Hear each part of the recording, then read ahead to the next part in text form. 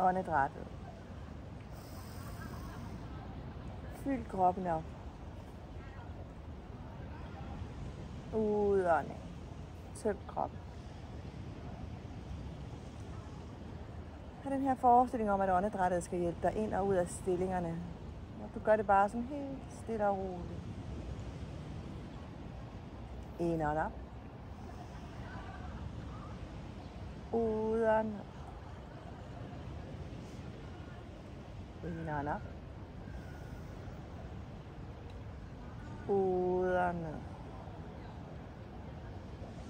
Indånd op og bliv heroppe. Søg ud mod venstre. Godt stræk for hele højre side af kroppen. Indånding op. Og en udånding over mod højre. Og igen en indånding op. Udånding. Hænderne ned bag ved lænden. Fletter fingrene. Armene skyder tilbage, brystet frem. Og den her fornemmelse af, at du udvider hen over brystet. Skulderbladene får lov til at møde hinanden bag på ryggen. Og en udånding hele vejen frem. Gib fra lænden og bevæg dig ned efter. Lad med hænderne eller underarmene i underlaget. Og en indånding hele vejen op igen. Kom på alle fire. Hænderne der lander, knæene der lander. Afstand mellem hinanden. Udånd og krum ryggen op. Indånd og svej. Arbejde i takt med åndedrættet. Det her med at mærke sin krop. Komme i kontakt med den. Og møde den, hvor den er. Ligesom du møder en ny dag. Land mod det, vi kalder neutral, og underbøje tæerne og ind op i dit hundestræk. Måske lige bevæge fødderne og hænderne lidt, og lige at justere afstanden, og lige mærke, at den er helt korrekt. Fødderne, der spacerer frem mod dine hænder. Forbøjning. Indånd og løfter hele vejen op mod stående. Og udånd hele vejen tilbage og ned i din forbøjning. Dit højre ben langt tilbage og højre knæ ned i underlaget. Indånd og løfter armene op. Udånd hele vejen tilbage. Løft bagerste knæ og land din højre hånd. Indånd venstre arm op mod himlen. Og udånd den ned. Bagerste fod, der træder frem til forreste fod. Og endnu en indånding hele vejen op. Og en udånding hele vejen tilbage i din forbøjning. Venstre fod langt tilbage. Venstre knæ i gulvet og indånd hele vejen op. Udånd ned igen. Løft bagerste knæ, samtidig med at du løfter dine højre arme op mod loftet. Udånd ned. Bagerste fod frem til forreste fod. Indånder hele vejen op mod stående. Og udånder hele vejen tilbage. Forbøj.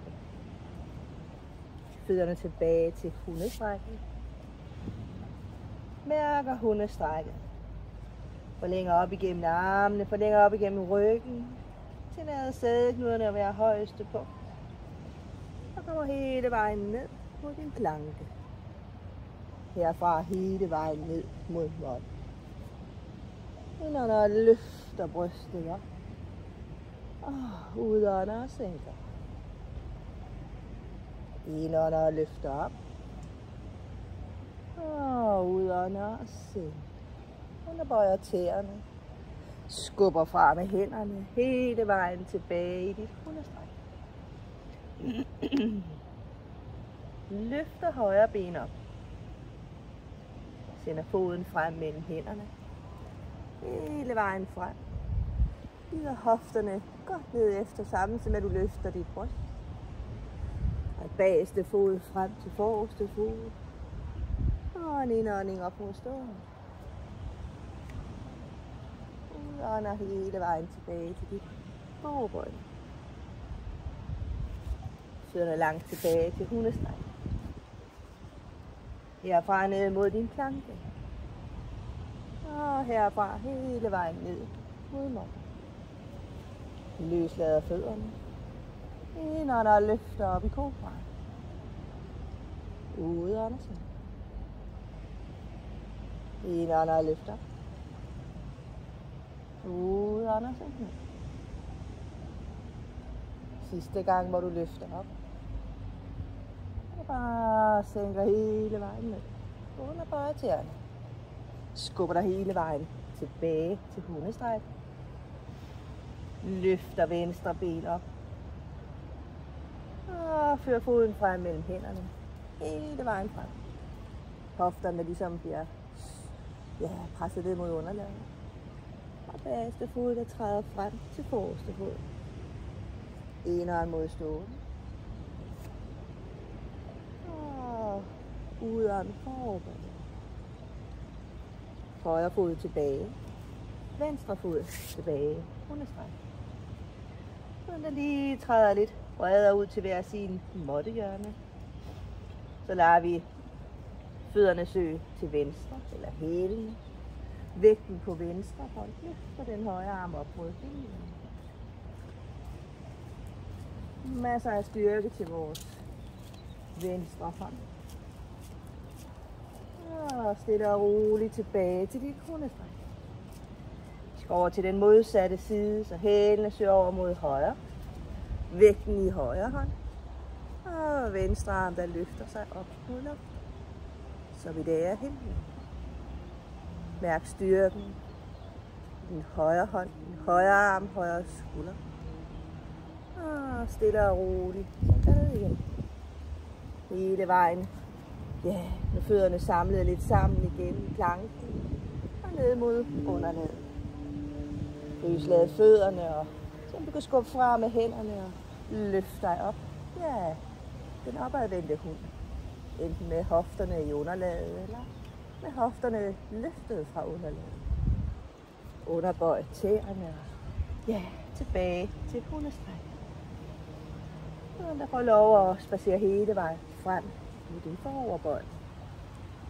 En indånding her hele vejen op igen. Og en udånding, armen på plads. Den ind i træetstilling. Drej din venstre fod. Hælen mod anklen, foden mod underbenet, og foden hele vejen op mod inderlåret. Her kan du vælge at have foran brystet, eller du kan have dem ud langs ørerne. Løft hagen, så der er lidt åbenhed, lidt plads i halsen og nakken til dit vejrtræk. Og stå her med en stabilitet. Send hænder, fødder ned igen. Og gør det samme med den højre. Vælg, hvor du vil have foden. Hælen mod anklen, underbenet eller hælder længere op. Hænderne foran brystet. Eller hænderne løftet endnu højere. Træk vejret, mens du står her. Og nem den ro, der er i kroppen.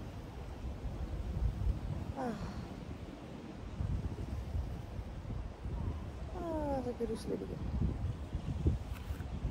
Indånd og løfter armene op.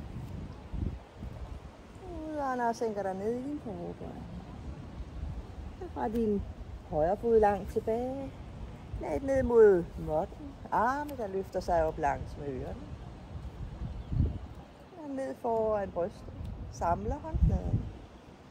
Twist over mod venstre. Lander albuen på ydersiden af knæet. Skubber lidt ind.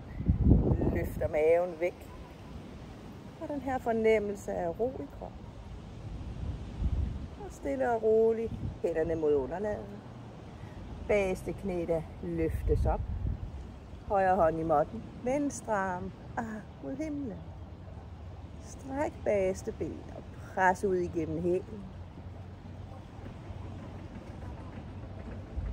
Hånden, der finder ned igen. Forreste fod med tilbage til hundestrækket. Hele vejen tilbage til planken. Træn din core. Hele vejen ned mod måtten.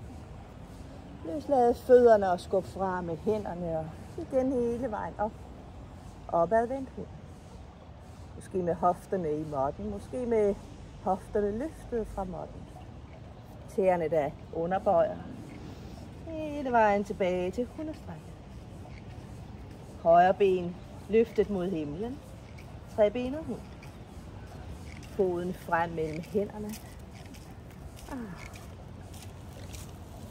Bagerste fod med frem. Foroverbøj. Indad. Stående. Udånd hele vejen tilbage.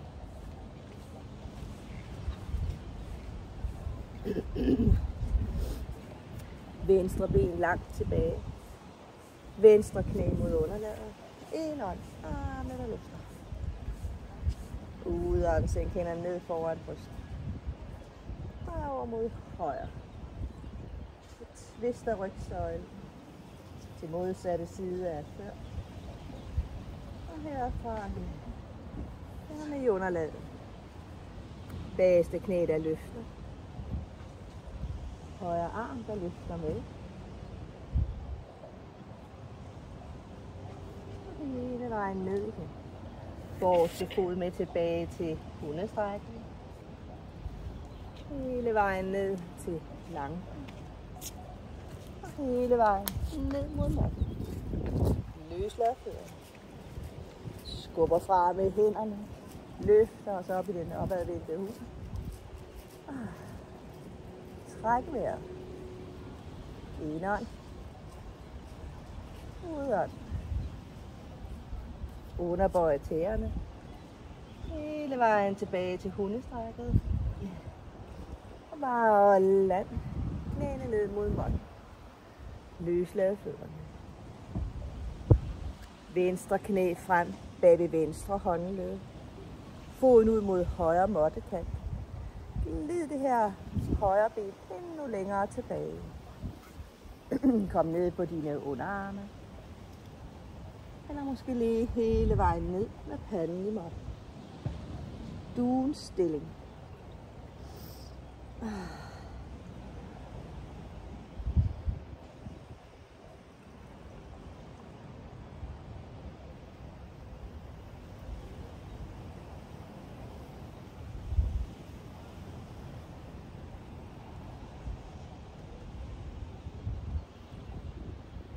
Læn samt hænderne lidt tilbage. Løfter dig op. Svinger det her højre ben hele vejen frem. Juster sådan, at venstre fod møder dit højre lår. Indånder armene op mod himlen. Udånder frem over benet.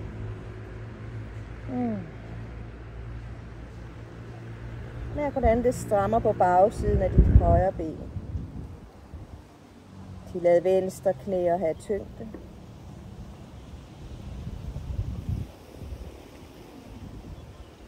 En indånding, hvor du løfter hele vejen tilbage.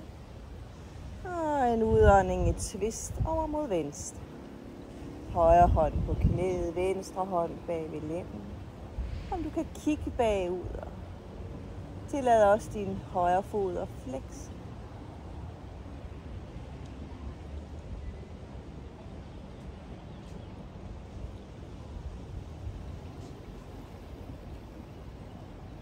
Kom tilbage og frem.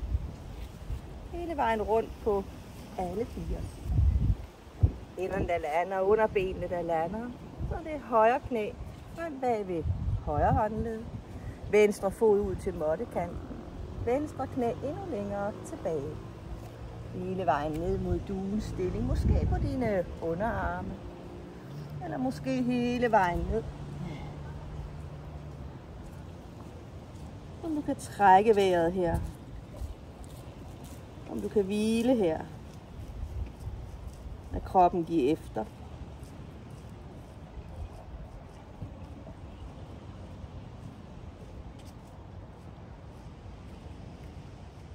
Og igen stille og roligt tilbage. Hænderne i underlaget. Højre balle ned mod måtten. Venstre ben, der strækker frem. Du justerer kroppen. Lige får den placeret. Løfter armene op. Og udånder hele vejen frem over benene. Så prøv at kigge for din hofte og lad maven søge ned mod låret. Brystet ned mod knæet. Lad tyngde til højre knæ. Læn som der roligt tilbage og op. Og en twist over mod højre. Venstre hånd på knæet. Højre hånd bag ved lænden. Kig bag.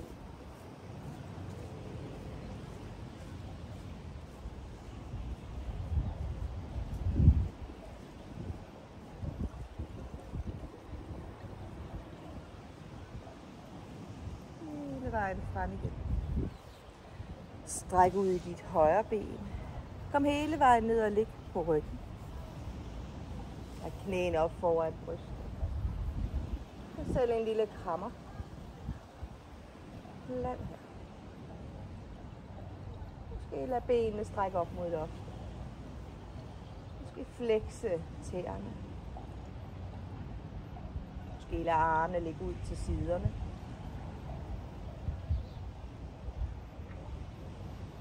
Så måske lige strække og bøje dine bryst.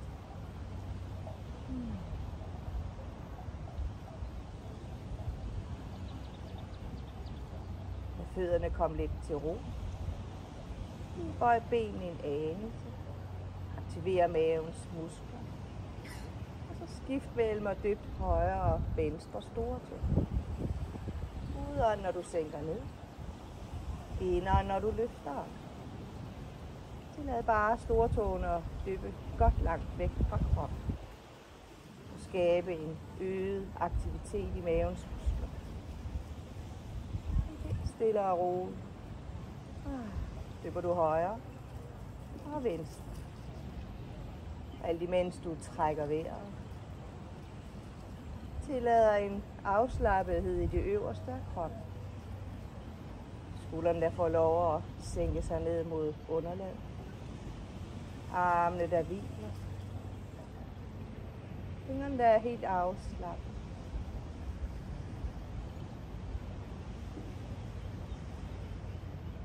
Næste gang du har været med. Igen lad knæene komme ned foran brystet. Du kan tage fat omkring dine knæ.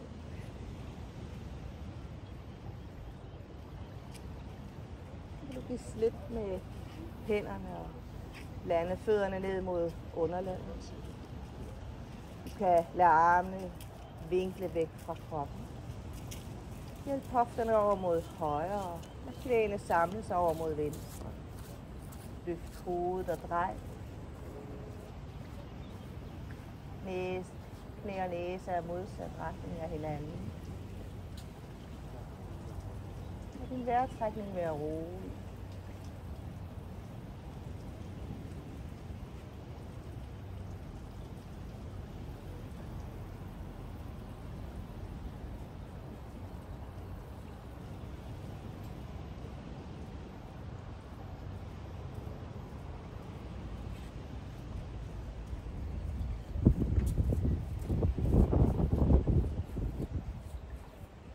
Dig selv tilbage på måtten.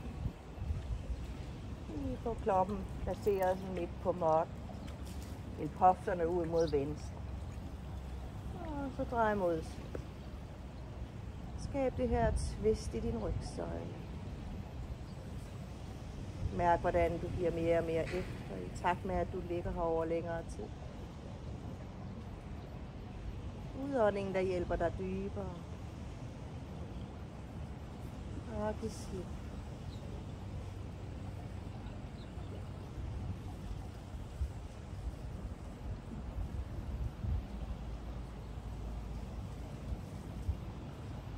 En lille yoga-seance fra mig til dig. Du kan være med, hvis du har lyst.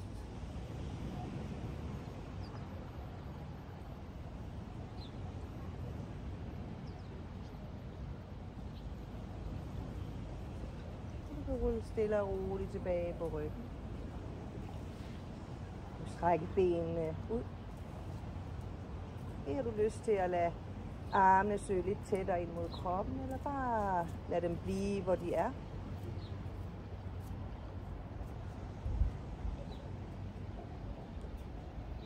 Og mærk, hvordan kroppen har det. Vi har med en lille smule bevægelse fra måske morgenstunden, eller senere på dagen. Det føles rart. Twist et stræk. Jeg har fornemmelse af forlængelse.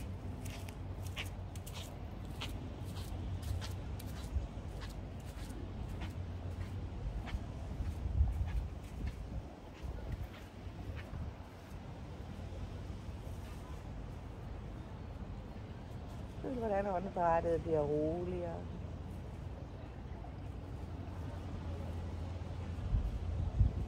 Eller om du vil blive liggende her lidt endnu, eller om du tænker, det er okay.